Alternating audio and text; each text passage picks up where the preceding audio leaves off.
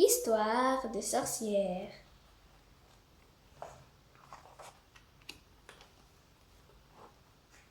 Léo contre Ratafiole Mouchu.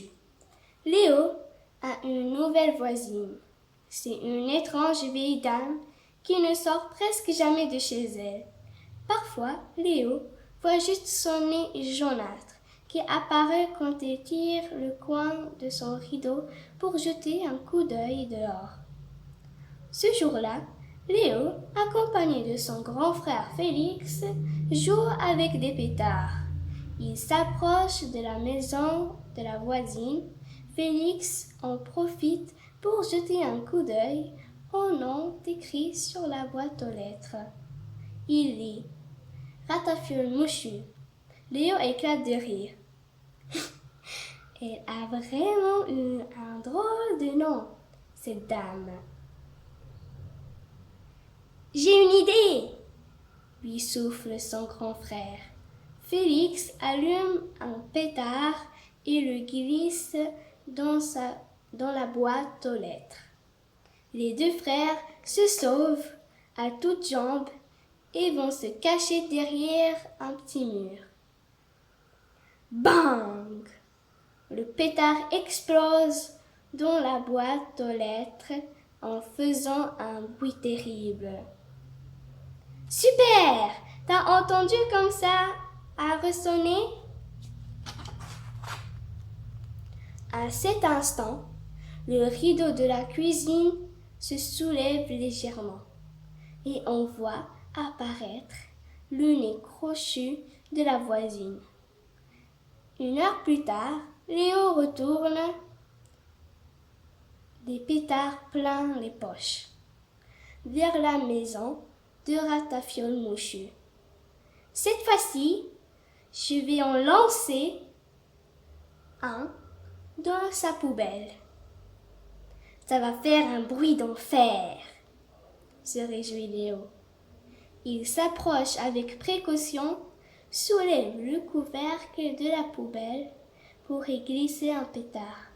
Mais à cet instant, horreur! La tête de la voisine apparaît. Coucou! Ah! Léo pousse un cri de terreur. Ratafiole Mouchu sort de la poubelle dans laquelle elle s'était cachée et referme ses doigts crochus sur son bras.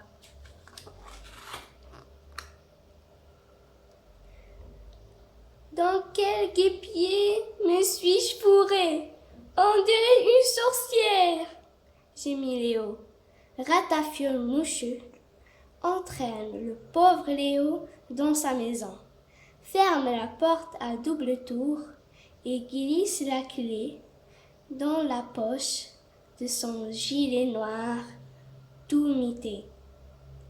Puis, elle attache Léo sur une chaise. Ça fait un moment que je me dis qu'il faudrait que je boive une potion de rajeunissement. Il me manquait juste un fond à faire bouillir dans ma marmite.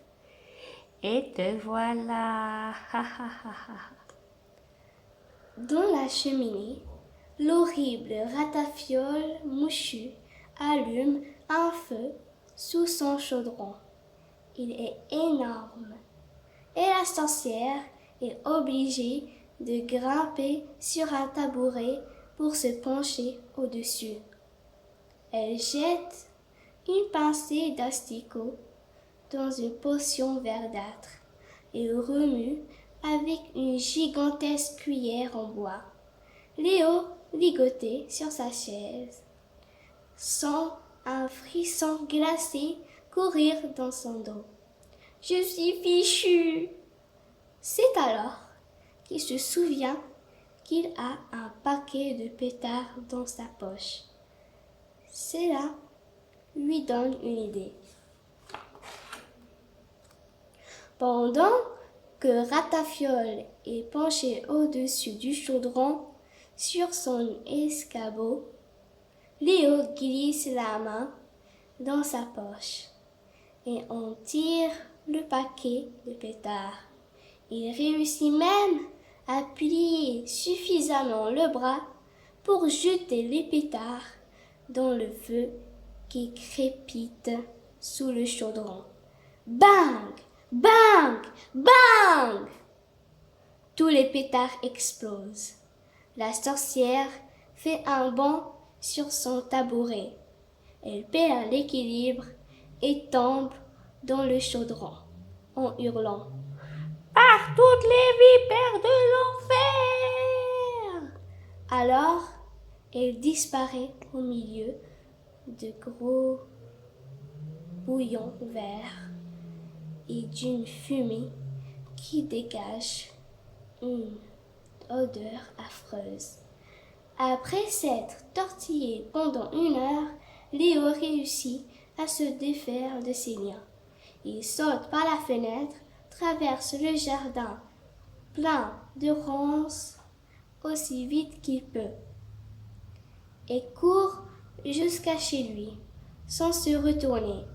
Il paraît que depuis ce jour, Léo n'a plus jamais joué avec des pétards.